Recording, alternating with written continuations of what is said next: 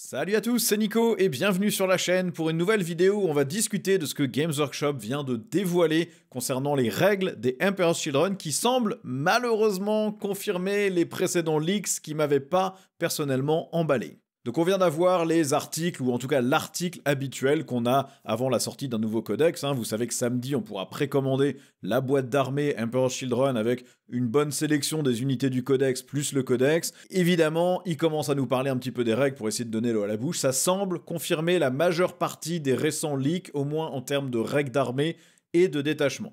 Donc on connaît les 6 détachements auxquels on aura accès, on aura la coterie des vaniteux, qui est un détachement où on fait des paris sur le nombre d'unités qu'on va tuer, on a les élus de Slaanesh, qui est un détachement qui booste les personnages, on a l'host changeante, qui est un détachement basé vraiment sur le mouvement, l'éviscération rapide, un détachement plutôt motorisé, les épéistes sans pareil, détachement plutôt mêlé, et le carnaval de l'excès, qui serait le détachement dans lequel on peut allier des démons. Alors évidemment, ce sont des traductions que j'ai faites moi-même sur la base de l'article, donc les noms finaux en français seront probablement différents.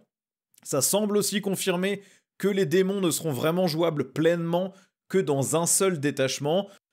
Ils nous confirmeront ça dans un autre article cette semaine. A priori, de ce que moi je lis entre les lignes, c'est qu'on aura un détachement qui permet de jouer des démons probablement jusqu'à la moitié en points de l'armée, et que dans les autres détachements, on devra les allier jusqu'à 500 points, ce qui veut dire que c'est pourri, puisqu'ils auront accès ni à la règle d'armée, ni à la règle de détachement, ni seront ciblables par les stratagèmes. La mécanique d'allier dans Warhammer 40 000, c'est toujours très mauvais, et là, ça le sera aussi. Donc déjà, la règle d'armée, ça semble confirmer ce qu'on avait dans les leaks, c'est-à-dire que ça s'appelle Thrill Seekers, donc chasseurs de sensations. Ça permettrait de tirer, enfin ça permettra, puisque là c'est confirmé, on le sait, ça permettra de tirer et de charger, même si on a avancé, et même si on a battu en retraite. Donc évidemment, si c'était que ça serait ultra fort. Il y a quand même quelques restrictions. D'abord, on ne peut pas cibler l'unité avec laquelle on était au corps à corps en début du tour. Donc si l'ennemi nous a chargé, on ne peut pas ensuite à notre tour se désengager et lui tirer dessus. Ou se désengager et lui recharger dedans. Ça, on peut pas. On peut se désengager et tirer sur autre chose, ou se désengager et charger sur autre chose. On peut aussi pas cibler une unité qui est déjà ciblée par une autre de nos unités, soit au tir, soit au corps à corps. Donc c'est soit une unité qui est déjà la cible d'une autre charge, soit une unité qui est déjà la cible d'une autre attaque à cette phase. Donc l'armée est très mobile, mais vous ne pouvez pas utiliser cette mobilité pour vous focaliser sur la même partie de l'armée adverse et l'éliminer avec plusieurs attaques. Il va donc falloir bien réfléchir à dans quel ordre vous activez vos unités. Si par exemple vous comptez vous désengager et tirer sur une unité, faites bien d'abord tirer l'unité qui s'est désengagée, et ensuite vous faites tirer le reste de l'armée. Puisque si vous avez déjà tiré avec une unité, l'unité qui s'est désengagée ne pourra pas tirer sur la même unité. Idem pour les charges. Vous faites d'abord charger vos unités qui se sont désengagées ou qui ont avancé, et ensuite vous faites charger le reste de l'armée, puisque sinon vous n'aurez pas le droit de charger avec l'unité qui a avancé ou qui s'est désengagée sur cette unité qui s'est déjà fait charger. Donc il va falloir bien réfléchir à l'ordre et au séquencement. Je pense que la règle est assez contournable, mais il va falloir réfléchir un petit peu, et donc si vous faites tout le temps avancer toute votre armée ou vous faites se replier beaucoup d'unités, vous ne pourrez pas attaquer la même partie de l'armée ennemie à chaque fois, donc il va falloir vraiment bien activer ça au bon moment et bien réfléchir. Vous ne pouvez pas juste vous dire j'avance tout le temps avec toutes mes unités, parce que ça va vraiment vous restreindre dans ce que vous pouvez faire en termes d'attaque. Donc les détachements, ils nous ont présenté la coterie des vaniteux. Alors ça, c'est un détachement assez marrant, ce qui a l'air vraiment fun. Au début du round, vous déclarez le nombre d'unités ennemies que vous allez détruire avec votre armée. Vous essayez d'estimer. Si vous atteignez ce nombre à la fin du round ou que vous le dépassez, vous gagnez autant de points de pacte que ce nombre. Si par contre vous ne l'atteignez pas, votre seigneur de guerre va prendre un des 3 blessures mortelles. Évidemment, votre seigneur de guerre doit être sur la table pour que vous puissiez utiliser cette mécanique. Attention, vous gagnez bien les points à la fin du round de bataille, pas à la fin de votre tour. Donc si vous jouez premier, vous devez attendre la fin du tour ennemi pour commencer à gagner vos bonus. Et donc en fonction du nombre de points de pacte que vous avez, qui sont cumulatifs, vous les réinitialisez pas à la fin de chaque round, vous les additionnez tout au long de la bataille, en fonction de ce nombre de points, vous gagnez des bonus. Si vous avez 1 point, vous relancez les 1 pour toucher sur toute l'armée. Si vous avez 3 points ou plus, vous relancez les 1 pour blesser sur toute l'armée. Si vous avez 5 points ou plus, vos armes de mêlée gagnent touche fatale et touche soutenue. Et si vous avez 7 points ou plus, alors vous allez en plus faire des touches critiques sur des 5+, donc vos touches fatales ou vos touches soutenues en mêlée vont se déclencher sur des 5+. Donc ça peut devenir très très fort, mais ça dépend de ce que vous affrontez. Si vous affrontez des armées très MSU, Multiple Small Units, donc des petites unités de 4-5 bonhommes, vous affrontez, je sais pas, plein d'unités de la garde impériale, vous affrontez des Drukhari, vous affrontez des Eldari, vous allez avoir beaucoup d'unités sur la table. Donc c'est pas très compliqué d'ici la fin de la bataille d'en avoir éliminé 5, 6, 7, ça se fait plutôt bien. Si votre ennemi joue Tyrannide et qu'ils vont bombarder des spore mines, à chaque fois que vous détruisez une spore mine, vous gagnez un point. Donc vous allez pouvoir, si vous estimez bien, vraiment capitaliser sur tous ces points. Si par contre vous affrontez quelque chose comme des chevaliers impériaux ou des custodes, et ben là soudainement vous n'avez pas intérêt à jouer ce détachement, hein, parce que des custos vous allez avoir 5 unités ennemies sur la table, et puis pour les tuer il faut s'accrocher, donc vous n'allez pas les gagner vite vos points de pacte, donc ça va vraiment être un détachement qui ne marche que contre certaines armées et pas contre d'autres. Mais je pense que si vous le jouez contre des potes, ça va être assez fun parce que vous avez toute cette mécanique de je te parie que je te tue 3 unités et l'ennemi fait en sorte d'essayer de nous saboter avec ses stratagèmes et tout. Ça peut être très très sympa à jouer, je pense. Il nous a aussi présenté une des améliorations de ce détachement qui s'appelle le serment de servitude éternelle et qui donne à un personnage la capacité de revenir quand il est détruit la première fois s'il réussit un test de commandement. Et il revient avec D6 PV, avec, évidemment, il ne peut pas dépasser sa caractéristique de PV maximum. Alors on se demande un peu pourquoi il y a un test de commandement à faire, quand il y a plein d'autres armées qui ont accès à cette amélioration-là dans leur détachement, et que c'est gratuit. Hein, bon, pourquoi pas, enfin, ok, pourquoi pas un test de commandement. La plupart du temps, c'est sur un 2+, quand c'est une aptitude native de l'unité, et en général, quand c'est une amélioration, c'est gratuit ou sur un 2+. Test de commandement, ça paraît un petit peu rude, mais bon, à voir. Un stratagème aussi qui a été présenté, embrasser la souffrance. Pour un point de commandement, une unité infanterie qui est au corps à corps avec l'ennemi doit être la cible des attaques de l'ennemi. Donc si par exemple une unité ennemie est au corps à corps avec 2 de vos unités, je sais pas, vous avez vos épéistes et vous avez des petits infracteurs là ou des petits tourmentors, je sais plus lesquels c'est, donc les petits slaneshi avec les couteaux, vous n'avez pas envie que les terminateurs de l'adversaire mettent leurs points énergétiques dans vos épéistes. Donc vous utilisez ce stratagème pour forcer les terminateurs ennemis à taper vos petits gars avec des couteaux où vous en foutez qui meurent, et du coup vos épéistes ensuite vont frapper. Ça sera très utile pour, par exemple, empêcher les frappes en premier. Vous chargez une unité qui a frappé en premier avec 2 unités, et vous dépensez un CP pour forcer l'ennemi à taper sur un truc dont vous vous foutez, ou qu'il a aucune chance de tuer, et ensuite vous vous frappez comme vous voulez, avec ce que vous voulez. Donc ça, c'est un très bon stratagème, potentiellement, si vous chargez avec 2 unités. Donc attention, il va bien falloir séquencer vos actions. Commencez par charger avec une unité qui a fait une avance ou un repli, parce que si vous chargez d'abord avec autre chose et qu'ensuite vous chargez avec votre unité qui a avancé, en fait elle n'aura pas le droit de charger cette même unité puisqu'elle aura déjà été chargée par autre chose. C'est votre règle d'armée, donc il va falloir bien séquencer tout ça. Autre détachement, les élus de Slaanesh. Là, c'est un détachement qui, moi, m'a semblé pas forcément très intéressant sur le papier, en tout cas pas dans sa règle.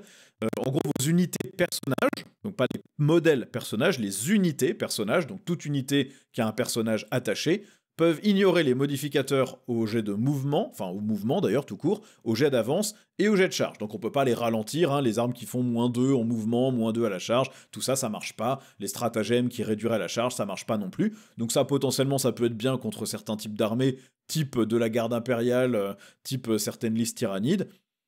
Maintenant, vous avez un deuxième bonus, qui est que votre unité champion favori peut relancer tout le jet de blessure. Pas les 1 pour blesser, tout le jet de blessure. Votre unité champion favori, au début de la bataille, c'est l'unité menée par le seigneur de guerre.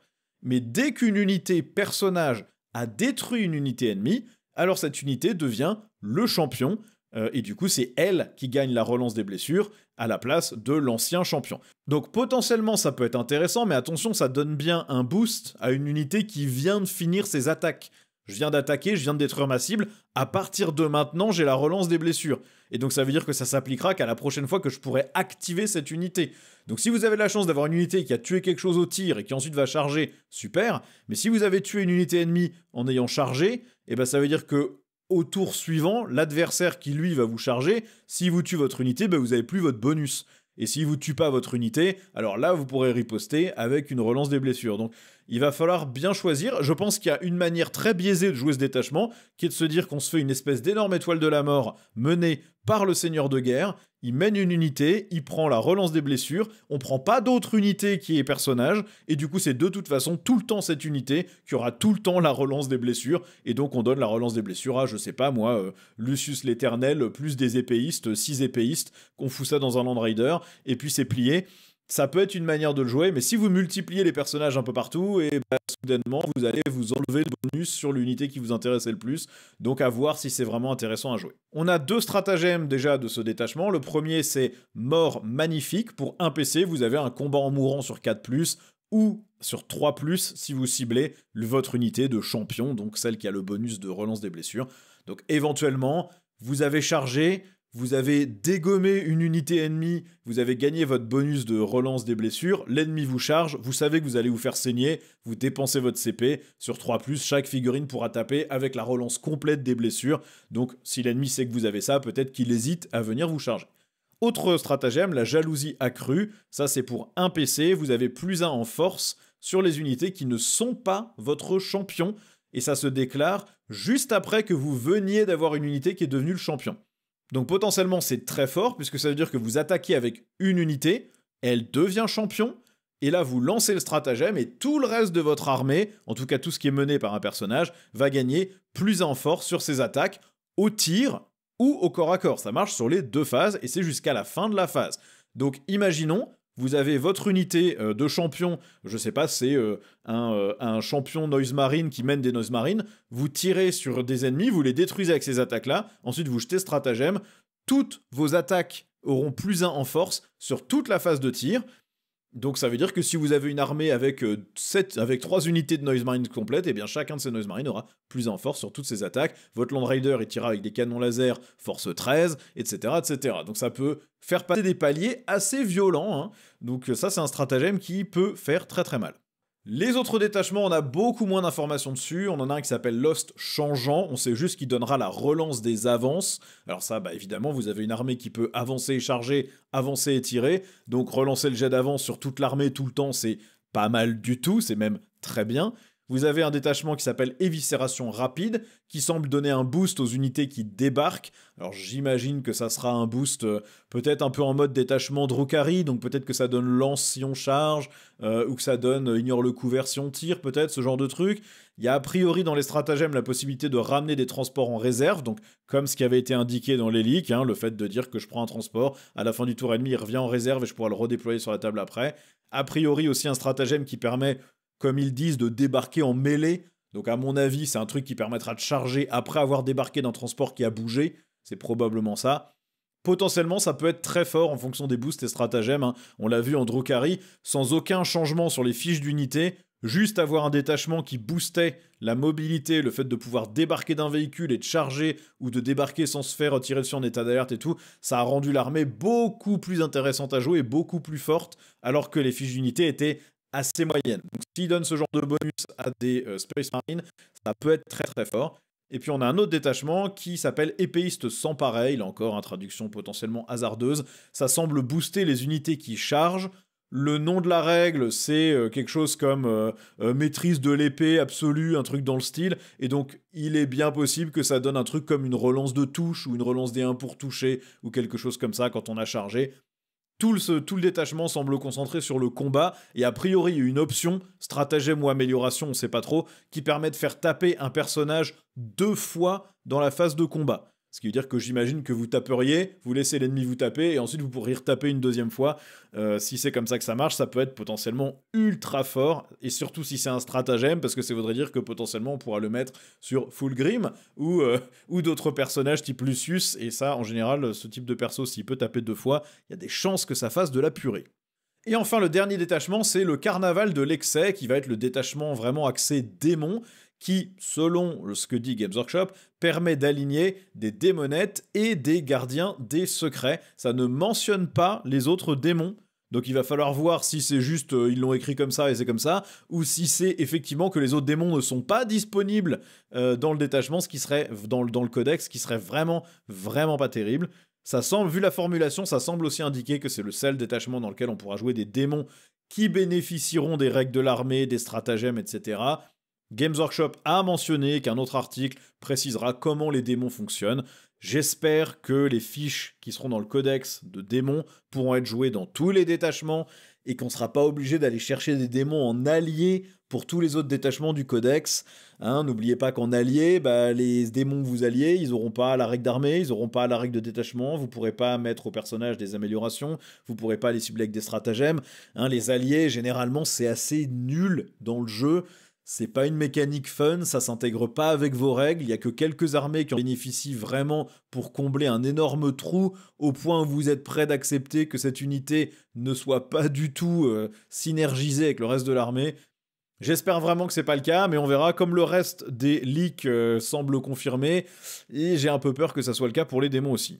En tout cas, c'est tout pour l'instant. J'imagine qu'on en saura plus dans le courant de la semaine, donc je vous tiendrai au courant en fonction de comment ça évolue. Et puis de toute façon, je compte bien essayer de me choper une copie de cette boîte pour le lancement, et j'essaierai, s'il y a suffisamment de vraies informations qui circulent, j'essaierai de vous faire le même genre de vidéo que j'ai déjà fait pour la garde impériale et les Eldar, donc avec le détail complet de tous les détachements, de toutes les fiches d'unité. J'essaierai de vous faire les vidéos habituelles si j'ai le temps et si je peux d'ici la fin de semaine.